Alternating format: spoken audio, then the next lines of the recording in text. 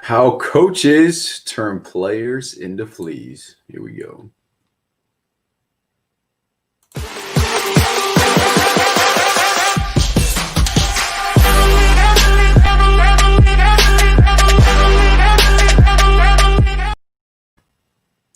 How coaches turn players into fleas. So what does that all mean? Okay, so if you're a baseball fan and you're watching this, or you're a baseball player and you're watching this, here's the perfect example, and it translates to all sports. So in baseball, what often happens at a young age, players a little bit taller, a little bit bigger, a little bit stronger.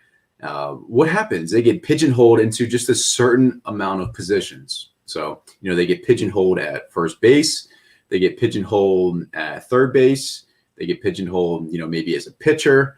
So it also happens in basketball. What happens when a kid is 12 years old, 13, 14 years old, and he's so much taller than everyone, and he ends up only being 6'1" or 6'2"? He gets pigeonholed into being a center, right? And then when he's finally done growing, he's 6 foot tall, 6'1", 6'2", but he just grew a little bit earlier than other players. So what I mean by coaches turning players into fleas is that there's an interesting concept, right?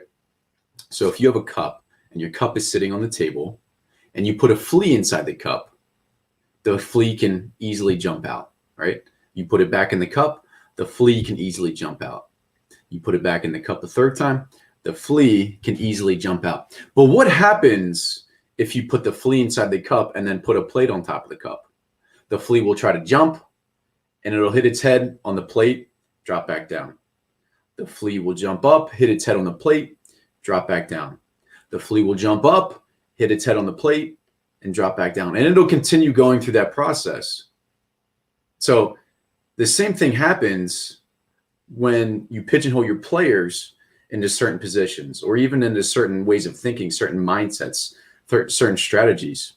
So eventually that flea that's inside that cup with the plate on top of it continues to hit its head on the plate and drop back down. He continues to hit his head on the plate and drop back down.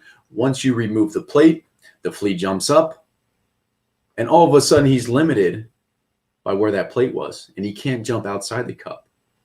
He jumps up just to the brim of the cup, and he can't get out. He jumps up just to the brim of the plate, and he can't jump out. So why would you limit the flea? Why would you restrict the flea? So what coaches are doing, turning their players into fleas, on the physical side of things, I gave you the example of someone being a little bit bigger, a little bit taller, maybe a little bit stronger at an early age. They get pigeonholed into certain positions. In every sport, they get pigeonholed into certain positions. But what happens later on down the line when they missed out on all of those years of development in the more athletic positions? Now, here's a perfect example if you don't believe me, right? There's big leaguers, there's professional players, there's MLB players. Mookie Betts is the perfect example. He takes ground balls at second base all of the time because second base is a more athletic position than playing right field. And there's countless other players that do the exact same thing. They take ground balls at shortstop or at second base because it forces them to be more athletic. They're not pigeonholing themselves into one particular position. They're not pigeonholing themselves into a limited range of motion. They're not pigeonholing themselves into a limited way of movement. But it also happens from the mental side of things.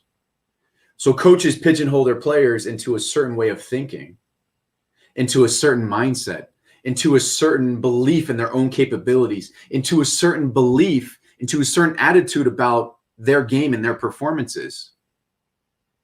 So instead of pigeonholing that player, why don't we release the plate and let the flea jump, let the players see what kind of possibilities that they have? So instead of just being restrictive and limiting, so you make that player believe that he can only jump as high as the edge of the plate. You make that player think he can only jump to the edge of the cup.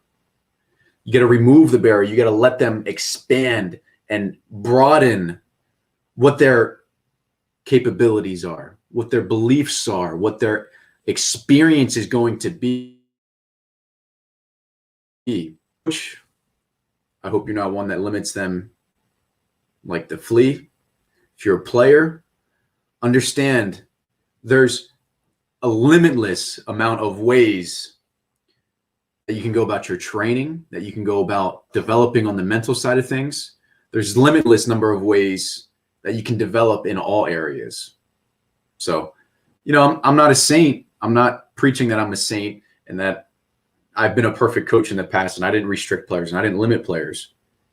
That's a fault of my own. And a lot of coaches have probably fallen into that same trap. I'm as guilty just as much as any other coach out there. But just understanding, removing the plate from the lid of the cup puts your players in such a better position for development, not only today, but further into the future. So anyways, I hope everyone's having an excellent day. Tevin on here, nice way to explain limiting beliefs. Thanks. Thank you, my friend, for jumping on and commenting. Anyways, comments, questions, let me know. Put them in the comment section below. If you like the video, definitely give it a thumbs up. Give it a heart, obviously, if you're coming from a place of sincerity and you love it. And share it to anyone that needs to hear it. Maybe there's a coach out there that needs to hear it. Maybe there's a player out there that needs to hear it. So share it with your friends, family, teammates, coaches, all that good stuff. So anyways, hope everyone's having an excellent day. We'll see you on the next training.